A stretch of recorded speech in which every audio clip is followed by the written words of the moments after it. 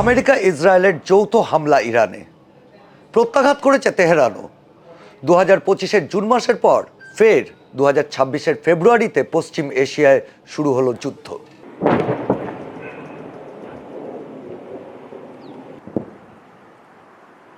אחיי ואחיותיי, אזרחי ישראל, לפני שעה קלה יצאו ישראל וארצות הברית למערכה משותפת, מבצע שאגת הארי.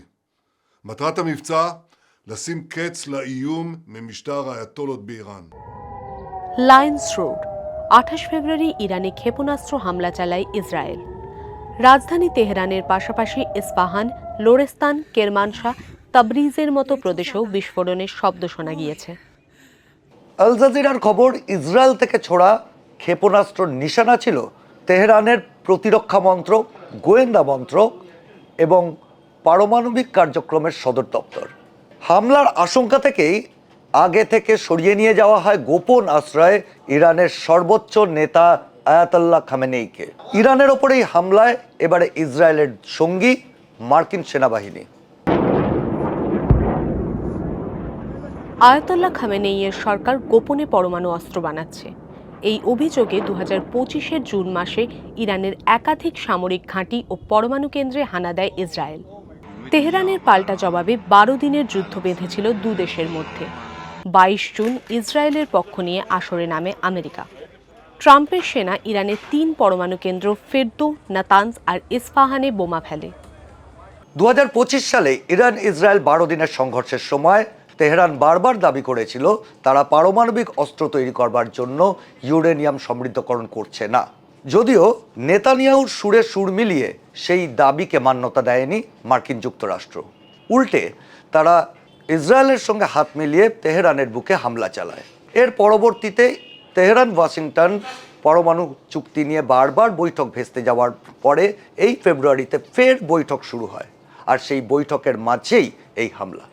After that attack, we warned them never to resume their malicious pursuit of nuclear weapons, and we sought repeatedly to make a deal. But Iran refused, just as it has for decades and decades. They've rejected every opportunity to renounce their nuclear ambitions, and we can't take it anymore. For these reasons, the United States military is undertaking a massive and ongoing operation to prevent this very wicked, radical dictatorship from threatening America and our core national security interests. America ইসরায়েলের যৌথ হামলা তেহরানের বুকে হওয়ার পরেই প্রত্যাঘাত করে তেহরানও। ইসরায়েলের একাধিক শহর, হাইফা, আরবিলের মতো বিভিন্ন শহরে ইরান থেকে ছোড়া ক্ষেপণাস্ত্র বিস্ফোরণের খবর পাওয়া গেছে। খালি ইসরায়েলই নয়, ইসরায়েলের বাইরেও কুয়েত, বাহরাইন থেকে শুরু করে পশ্চিম এশিয়ার একাধিক দেশে মার্কিন সেনাঘাঁটি লক্ষ্য করে হামলার খবর পাওয়া গেছে, সেখানে বিস্ফোরণের খবর পাওয়া গেছে।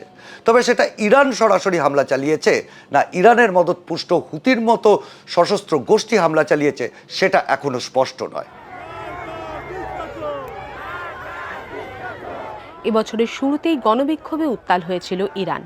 প্রতিবাদীদের ওপর গুলি চালানোর অভিযোগ উঠেছিল খামেনেই প্রশাসনের বিরুদ্ধে। বিক্ষোভকারীদের পাশে দাঁড়িয়ে ক্ষমতা দখল করবার আহ্বান জানিয়েছিলেন ডোনাল্ড ট্রাম্প, আর তেহরান দাবি করেছিল সরকার বদল করার ষড়যন্ত্র করছে ডোনাল্ড ট্রাম্প। তার মাঝখানেই ফের অগ্নিগর্ভ পশ্চিম এশিয়া, ফের হামলা ইরানের বুকে। আর এই সংঘর্ষ ইসরায়েল, ইরান এবং আমেরিকার মধ্যে কি আদৌ সীমাবদ্ধ থাকবে, না ছড়িয়ে পড়বে গোটা পশ্চিম এশিয়ায়? সেদিকেই নজর ভারতেরও।